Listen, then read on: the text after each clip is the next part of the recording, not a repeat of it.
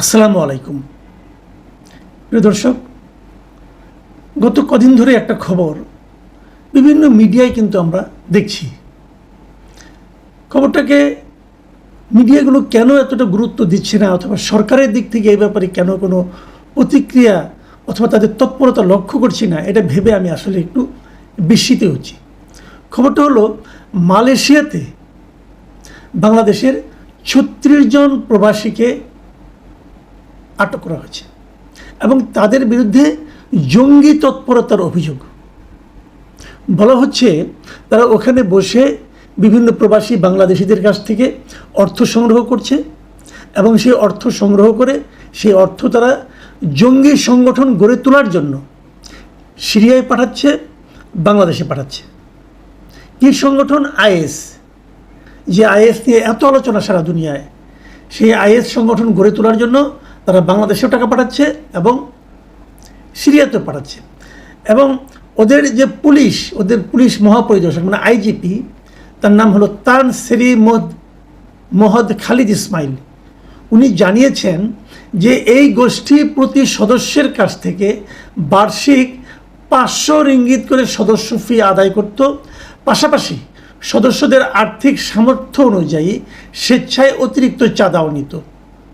প্রাথমিক তদন্তে জানা গেছে এই গোষ্ঠীর সদস্য সংখ্যা ছিল আনুমানিক ১০০ থেকে ১৫০ জন, যাদের সবাই বাংলাদেশি এবং মালয়েশিয়ার বিভিন্ন কারখানা, নির্মাণস্থল ও পেট্রোল স্টেশনে শ্রমিক হিসাবে কাজ করতেন।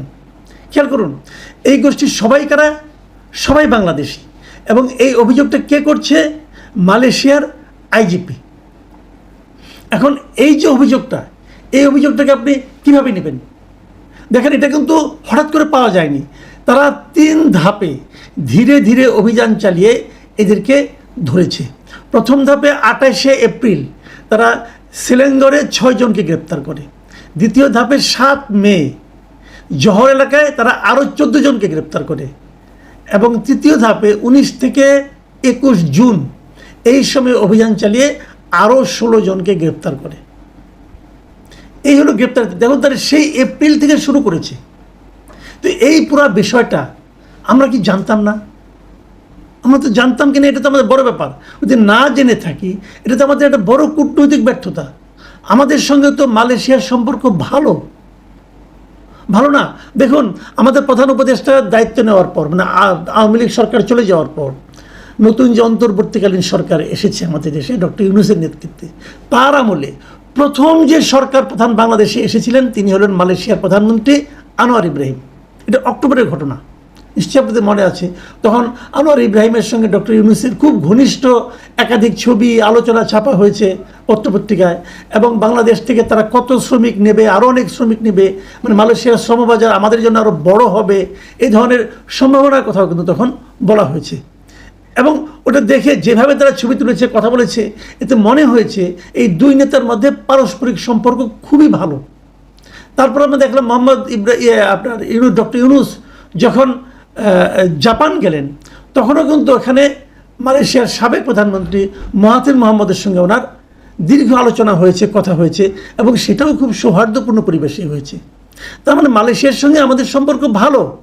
তো আমাদের সম্পর্ক ভালো হওয়ার পরেও আমরা কেন এই ৩৬ জনের আটকের বিষয়টাকে ভালোভাবে হ্যান্ডেল করতে পারলাম না? এখন আপনি যদি বলবেন ভালোভাবে হ্যান্ডেল করা মানে কী মিন করছো তুমি? হ্যাঁ, আমি একটা কথা ভাবুন আগে। একটা কথা, সেটা হলো যে আমাদের ৩৬ জন লোককে তারা আটক করলো এই অভিযোগে যে তারা জঙ্গি তৎপরতা চালাচ্ছে ওখানে বসে। এই ইনফরমেশনটা, এই ঘটনাটা মালয়েশিয়ার যে আমাদের শ্রমবাজার আছে তার উপর কি কোনো নেগেটিভ ইম্প্যাক্ট ফেলবে না?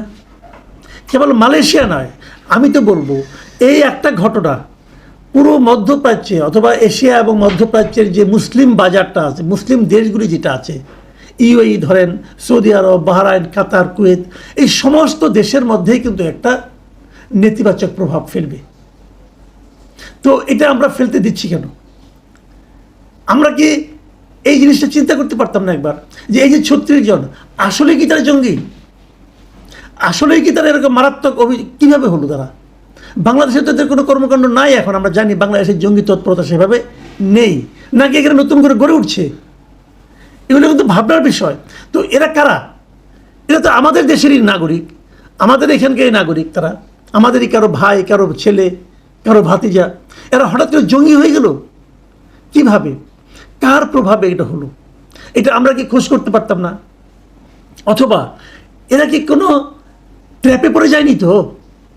কেউ এদের দেখেন, ওরা বলেছে যে বিভিন্ন সোশ্যাল মিডিয়ার মাধ্যমে, হোয়াটসঅ্যাপ, তারপর মেসেঞ্জার, এই সমস্ত মাধ্যমে তারা যোগাযোগ করতো এবং বিভিন্ন ওয়ালেটের মাধ্যমে টাকা পয়সা তারা লেনদেন করতো। তো এদেরকে কারা প্ররোচিত করেছে? আমরা তো খোঁজ দিতে পারতাম।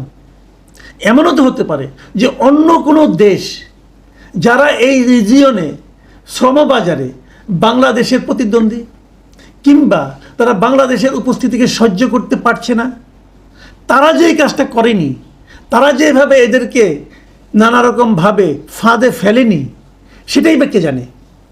আমরা কি সেটাও খুঁজে দেখার চেষ্টা করেছি? করিনি। আমাদের ভূমিকাটা আসলে কী ছিল বলেন তো? এই যে 36 জনের খবর আমরা পেলাম, এই পাওয়ার পর বাংলাদেশ সরকারের ভূমিকাটা কী ছিল?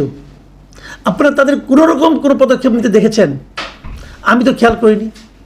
কেন পদক্ষেপ নিল না? কেন ডক্টর ইউনূস কি আনোয়ার ইব্রাহিমের সঙ্গে ব্যক্তিগত পর্যায়ে কথা বলতে পারতেন না? বলতে পারতেন না এই জিনিসটাকে আগেই এক্সপোজ না করে, আগেই এত প্রকাশ না করে আমাদের হাতে হস্তান্তর করুন, আমরা চেক করে দেখি আসলে ঘটনাটা কি? নানাভাবেই নানা রকম ব্যবস্থা নেওয়া যেত। চুপ করে থাকার কারণে যা হয়েছে, তার চেয়ে তো ভালো কিছু হতো, কিন্তু সেটা করার উদ্যোগ আমরা কারোর মধ্যে দেখলাম না। কেন দেখলাম না? তারা কি এই দেশের এই লোকগুলো, এই যে 36 জন মানুষ বাংলাদেশের, এদের দায়িত্ব নেবেন না? এদের অনেকে তো না বুঝেই এই কাজটা করেছে। তো এই 36 জনের জীবন কিন্তু না, এই 36 জনের পরিবারের সমস্যা কিন্তু নয়। এখানে সমস্যা হচ্ছে বাংলাদেশের যে হাজার হাজার শ্রমিক মালয়েশিয়ায় যাচ্ছে, গিয়ে